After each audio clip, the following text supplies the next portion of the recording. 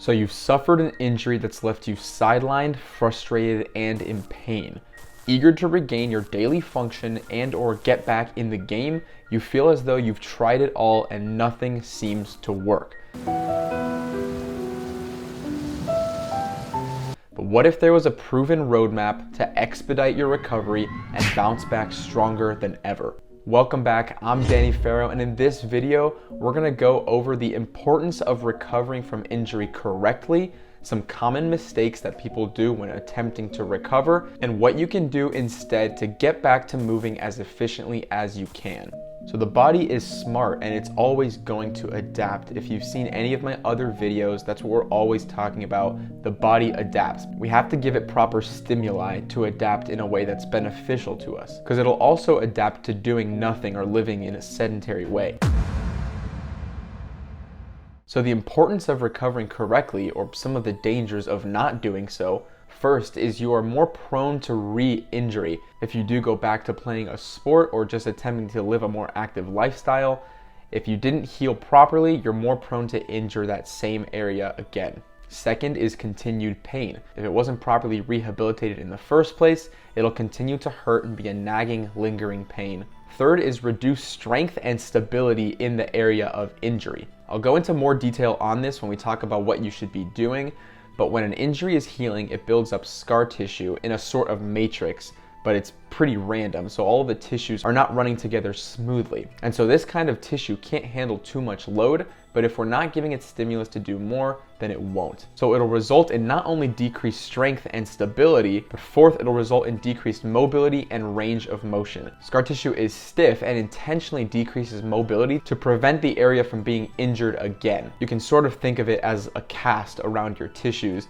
So you can't really move a cast too much, you can't move it at all, and the reason for that is to allow it to stay still and heal properly, because if there's too much movement, it'll disrupt the healing process, or that's how it works with a cast. You don't really want your bones to move that way, but tissues are a little bit different, and we'll go step by step as to what you should be doing in a little bit. And then finally, the fifth reason that it's so important to make sure we're rehabilitating injuries properly, there'll be a loss in the neuromuscular connection from our brain to our muscles, which will decrease our coordination. If the muscle hasn't been used in a long time and continues to not be stimulated properly, then the neural connection from our brain and our nerves to the actual muscle is going to be weakened and not as efficient, which is going to lead, or had already led in the healing process, to compensation by using other muscles instead of the one that was intended for that movement. For example, if we have a hip injury and reduce the amount of movement in our hip so that it can heal over time, then that neuromuscular connection to our glutes is going to decrease,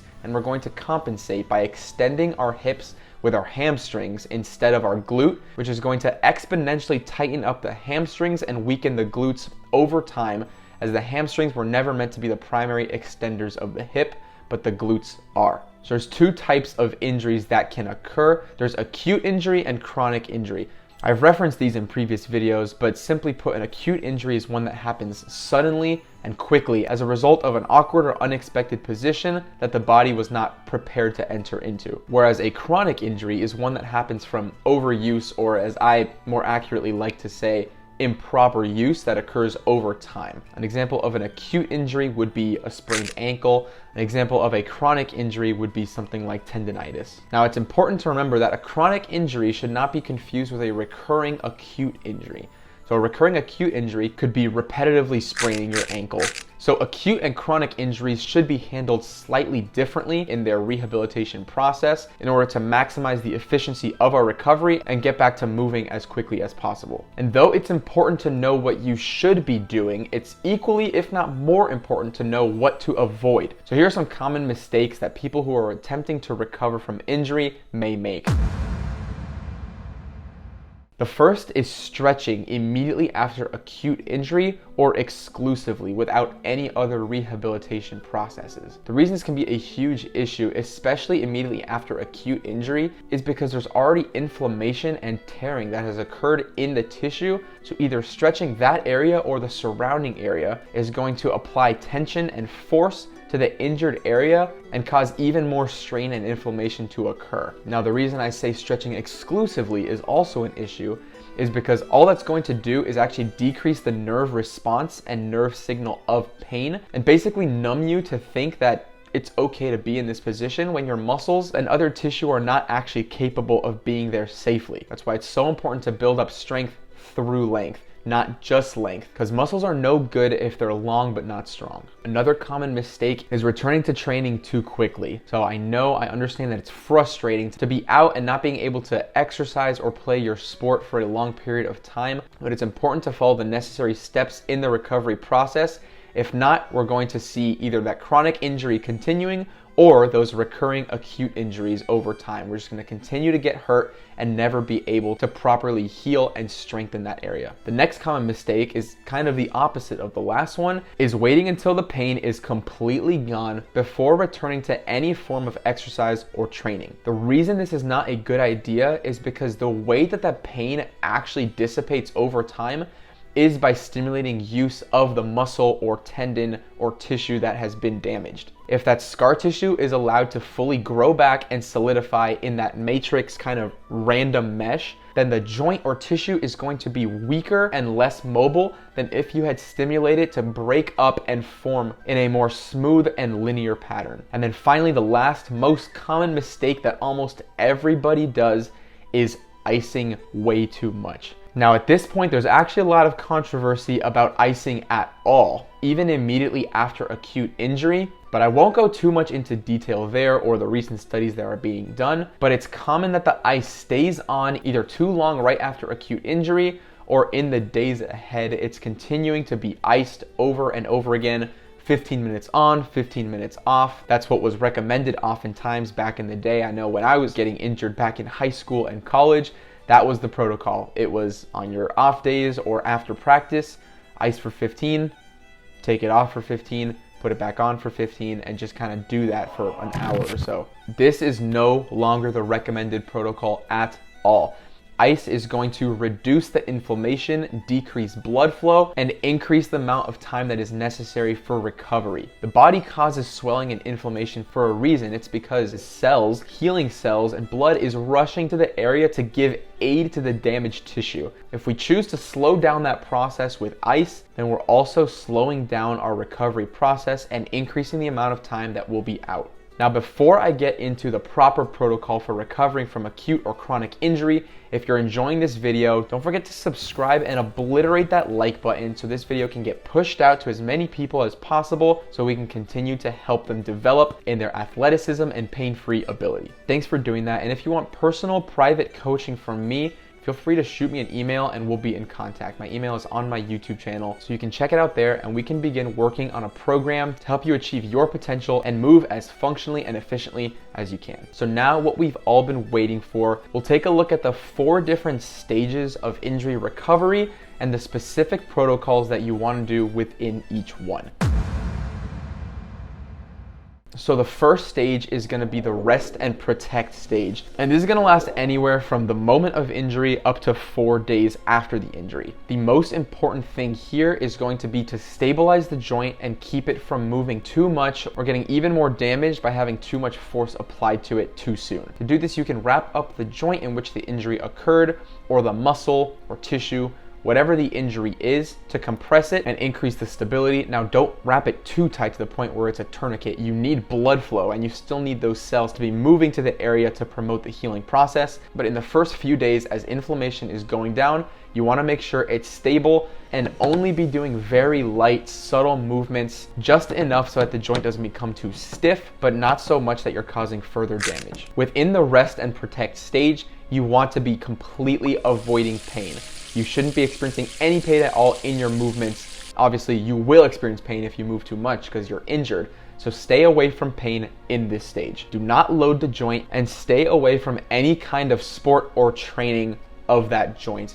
The next stage is what I would call the recover motion stage. And this is gonna be anywhere from 2 to 4 weeks after the previous stage. So once you enter into this one, it'll be an additional 2 to 4 weeks. At the start of this stage, you want to completely avoid the use of any anti-inflammatory drugs, any NSAIDs such as ibuprofen. You want to stay away from completely, as now there should be much less pain and inflammation that'll allow us to move through a fuller range of motion. The two most important things in this stage are going to be moving the injured part through its full range of motion slowly and without any load, or with as little load as possible. So for example, if I hurt my ankle joint, at this point, I wouldn't want to be putting load on it, so I wouldn't be doing active calf raises or tibialis raises, but to start, what I would be doing is ankle circles or writing out the alphabet with my ankle and getting it to use its full range with as little load as I can. On top of that, you want to introduce high volume exercise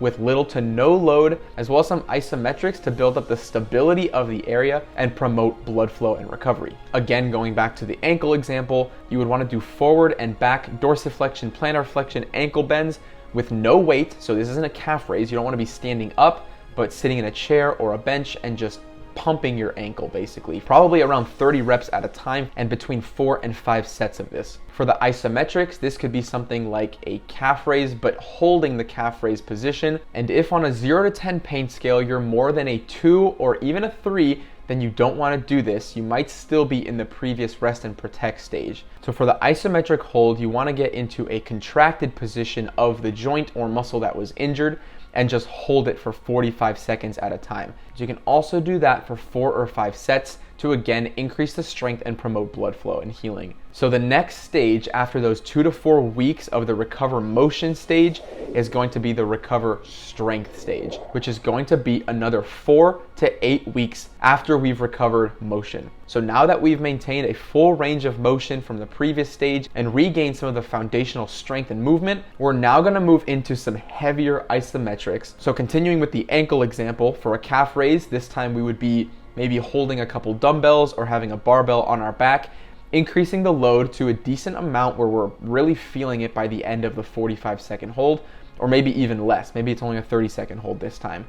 Keep the number of sets high as well, maybe decrease the rep time, 15 to 30 seconds for 4 to 5 sets. With heavier weight for the isometric side, we also want to start doing some full range eccentric work. Now this should be with light weight. So as an example, if we're still using the ankle, we can get onto a slant board and slowly move up and down through a full range, full stretch calf raise, where the calf muscle is lengthening throughout the process as we go down, contracting the muscle to bring the body back up. In the recover strength period, we also want to start moving more dynamically and increasing the load of our exercises so that the scar tissue can break down and adjust to the increased loads. The original tissue that was reformed as a result of the injury is weak and is not able to support as much load as we want it to. So we need to stimulate it to rebuild again so that we're able to tolerate greater force to the injured joint, which at this point isn't really considered injured anymore. We're actually just strengthening like we would anything else, but focusing on the area that was previously injured because it was injured in the past, and we want to ensure that it won't happen again. So we can do some dynamic stretching and movements in this stage as well to prepare it for some more high impact movement when we return to sport eventually. So after we've recovered the necessary strength in the injured area, it's been about 4 to 8 weeks, and we can move into the final stage, which I call the recover function stage. And this final stage is going to be 3 to 6 months and honestly could go on forever. And the big focus here is going to be on bulletproofing the joint or the tissue that was damaged so it never gets hurt again and we're ready to perform at the highest level that we need to or would like to. So this stage is probably more for the athlete and not necessarily the average individual that just wants to be able to walk around or play with their kids. But it's important to understand the process here to know that these are the steps that are taken to really reinforce the injured area to prevent any injury in the future. So at this stage, we can return to our normal scheduled programming. Whatever sport we were playing consistently or whatever training regimen we were already doing, we can return to it and we can start to introduce plyometric movements to the previously injured area to increase our tendon extensibility and work on our stretch shortening cycle, which is crucial for dynamic movement in sport. On top of that, we can work on power, which comes through those plyometrics, as well as explosive concentrics through full range of motion. So an example of plyometrics or explosive concentrics for the ankle would be standing straight up and just exploding with straight legs up off the ground, or a trampoline for the explosive concentric. And for plyometrics, we're going to want to decrease the ground contact time as much as possible to stress the tendon and increase its extensibility, as well as the muscle's contractile and isometric strength and ability to quickly respond to high forces. So an example of the plyometrics we could do are depth jumps or just jumping and landing on one foot. And all of these things that we've talked about are going to expedite the recovery process. And remember, as I mentioned before, you don't want to go higher than a 3 on the pain scale. It's okay to push past some slight discomfort, because odds are that's just some stiffness in the area being loosened up and lubricated and strengthened. So it's okay to push past through those low magnitude pains. And so remember, as we talked about before, there's acute and there's chronic injury. For acute, you want to start at the very beginning of this protocol, stage 1,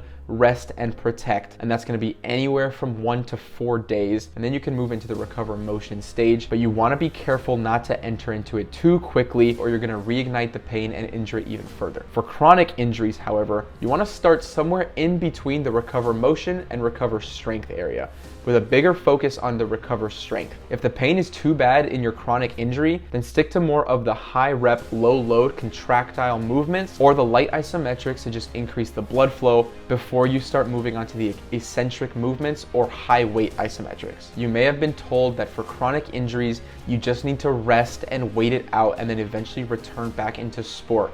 But chronic injuries need to be rehabilitated just as much as acute injury. So if you feel a nagging pain, follow the protocol we just talked about to strengthen and increase the range of motion of the injured area and the surrounding tissue. It's going to reinforce not only the stability of the joint, but its ability to move through full functional ranges, to perform better in sport, and be more resilient in our daily lives. Now that you're on the road to recovery, check out this video next to learn how to properly warm up before a workout to maximize results and decrease injury potential. And comment down below which injuries you've had to work through now or in the past.